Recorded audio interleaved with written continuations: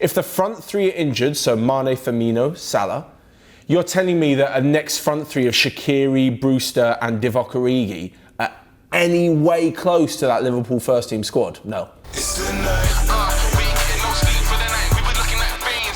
Hey guys, welcome back to another week of TFW, the football show dominated by all of your opinions. And yes, you'll notice I'm not in the OneFootball studios because we're getting a bit of work done in there. So I've come over to OneFootball HQ with my trusty iPad. So let's get straight into it.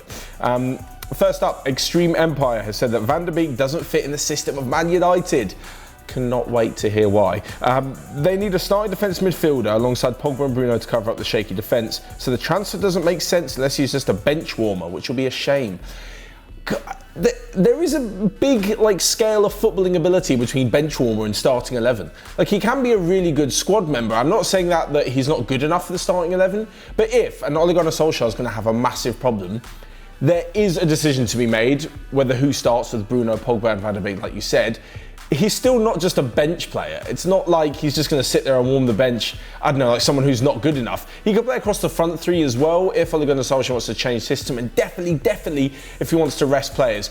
We saw after lockdown, United's team is brilliant, depth not so much. I think it's been clear by the fact that United fans certainly are getting a little bit antsy that there haven't been too many signings. So if he wants to swap out the likes of Greenwood, because asking a 17-year-old to play 50 games a season is pretty ridiculous. That's absolutely fine. If Rashford or Martial get injured, if Pogba goes off form, I think in terms of defensive mid, Scott McTominay's pretty good. I think he's pretty damn good. Fred's had a better season. And then you add in Van der Beek, Pogba and Bruno Fernandes as well. I think they're okay in terms of defensive midfielder. I would say they could do with another centre-back, but yeah, that's other business. Next up from Dinoco Blue said, hottest opinion, Griezmann will slowly but surely get back to his athletic form if Messi leaves, because he'll no longer be under his shadow. I would say it's less to do with having Messi alongside him in the team and more because of what position he plays. Being forced out wide is terrible for Griezmann, but being forced out wide when the likes of Messi and Suarez don't necessarily track back means he has so much defensive work to do. He doesn't really get to show off his skills. If anything, I would think Suarez leaving is better than Messi leaving, for Griezmann personally. Because if Suarez leaves, Griezmann will go up top, through the middle, where he's been for Atleti, where he was top goal scorer for 5 or 6 years in a row for the whole time he was there. That's where you're going to see the best of Griezmann. Regardless of who else in the team, you're not going to see the best of him out on the left wing or the right wing or wherever he's playing for Barca. Alongside this though, everyone says that, to get out of Messi's shadow. Of course you're in Messi's shadow. Of course every player who's at Barcelona is in Messi's shadow. He's the best player on the pitch. So you make sure that he gets the team going and the team is built around the best of his abilities. See that, yeah, you may have to sacrifice parts of other players' game. It may sound like, oh Matt, that's not really a team ethic or a team whatever. You're right, it's not, because it's Lionel Messi. Anyway, next up, Rage Syndicate has said that Inter Milan will win Serie A this time around. Remember, just 1 point off Juve they were last season. Pirlo isn't experienced enough to coach at club level yet and will suffer more than Sarri did last season. That's fact. That's not an opinion. That is a fact. Pirlo is not experienced at club level, right? Certainly in a managerial role. 10 days as under 23s coach, I believe it was, for Juve, and then he got the job as first team manager. Having said that, experienced at club manager level is different to being an actual good coach. We've seen it with Hansi Flick this season. I spoke about it so much. Hansi Flick's first job as a manager, but for the last however many years, he's been a brilliant coach.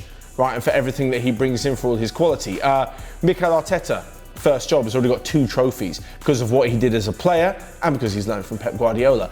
Frank Lampard, just 1 season, took Chelsea to the Champions League final, to the FA Cup final and into the Champions League and the Premier League. So there's nothing to say, despite his lack of coaching experience, that Pirlo's knowledge of being a world-class footballer, the respect he has at Juventus and Italian football in general, won't serve them well, given that they are the best team in the league. But yeah, if there was a season for Inter to do it, it's now. It's not when they're trying to break up a dynasty that Allegri was building or something like that. It's now. A new, young, fresh-faced manager. The time is now for Inter Milan and for Antonio Conte. Timothy Peralta said, even if the Ballon d'Or would have been awarded, it shouldn't have been given to Lewandowski, as it's for 2020 and not the season. He only scored 3 in the Champions League after the break. Oh, he only scored 3 and won the competition. Oh God, he's absolutely terrible, isn't he? By the way, he didn't score 3, he scored 4. 2 against Chelsea, 1 against Barca, 1 against Lyon. And before that, he has 15 in 10 this season in the Champions League. And he's got 15 Bundesliga goals this calendar year.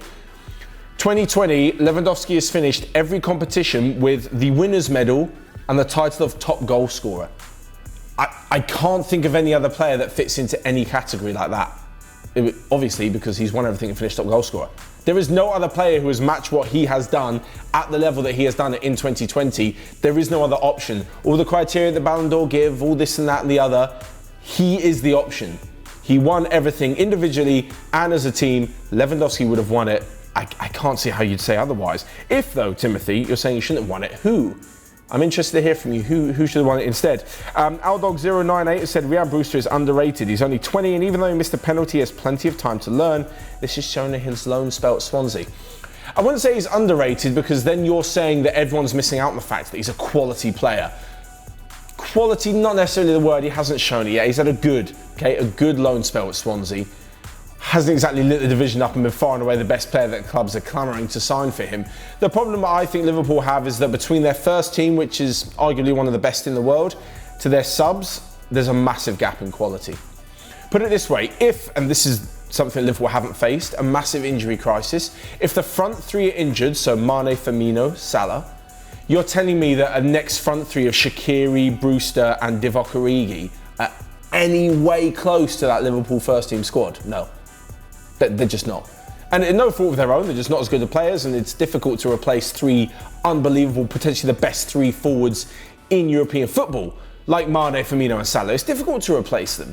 But for Liverpool, they're just not good enough as a backup. And I think you'll see it. If Liverpool, mad props by the way to their fitness and physio team for keeping the players fit, but if they do have serious injuries, a couple of months for them, maybe for Van Dijk as well in defence, you'll see a different Liverpool, especially now Lovren's gone too. Ahmed Morris says, unpopular opinion, Modric is in the top 10 best centre mids of all time. I don't think that's too unpopular because Modric has won 4 Champions Leagues, won the Ballon d'Or that broke up the Messi-Ronaldo dominance, has been a fantastic player all the way up to he's 34, which he is now. I think he's definitely in the top 10 centre midfielders of all time. You can't possibly argue against it. He's in my top 5. He's in the top 5 with debate. You can bring 5 players and debate and argue, and I'd say, yeah, actually, you know what? There are 5 better central midfielders than Modric. Fair enough. But there's not like a certainty, like a dead certainty that he's out of the top 5. I think he's unbelievable. He should definitely be in there. So I think it's a popular opinion, but even if it's not, I agree with you, Ahmed. And last but not least, Lil Bax has said midfielders often become great managers because they're involved in more aspects of the game compared to attackers and defenders. Examples are Guardiola, Mourinho, Ancelotti, Flick, Zidane, Lampard, Arteta. Yes, I will actually agree with you on this one. There's probably stats out there talking about other managers from other positions. The one that always amazes me is Nuno Espirito Santo at Wolves was a goalkeeper. I don't know why it looks funny to see him as a keeper and then as a manager. It's just a bit odd in my mind. Yeah, you're probably right, and I would tend to agree. I think midfielders come into so many facets of the game, into contact with it during their career. The attack, the defence, the skill set required for both, the tactical system, the understanding required for both attack and defence, just exposes them to more areas of the game that you would think it would then make sense that they'd understand a greater, have a greater understanding of the game and be able to transfer that. That's the skill, is transferring it to your players, not just knowing it, but getting your ideas across. But I think, yeah, you'd probably find that that would make more sense. And also I think the ones who are a bit less speedy and who kind of less rely on instinct are the ones who are often better, basically the footballers who have more brain power.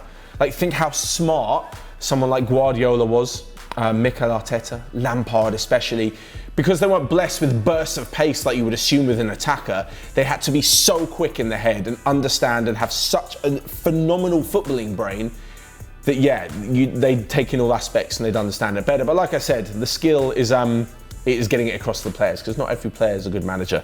But yes, thank you so much for all of your comments. As always, every Sunday night in the YouTube community tab is where I'll post for TFW, where you guys can let me know all your hottest opinions down below. As always, thank you so much for watching. Smash the like button, give us a notification hit, and put I ruined it right at the end. As always, smash the like button, make sure you hit the notification bell as well to stay up to date with all of the stuff we've got going on at OneFootball. But from me, here at OneFootball HQ, I will see you guys next time.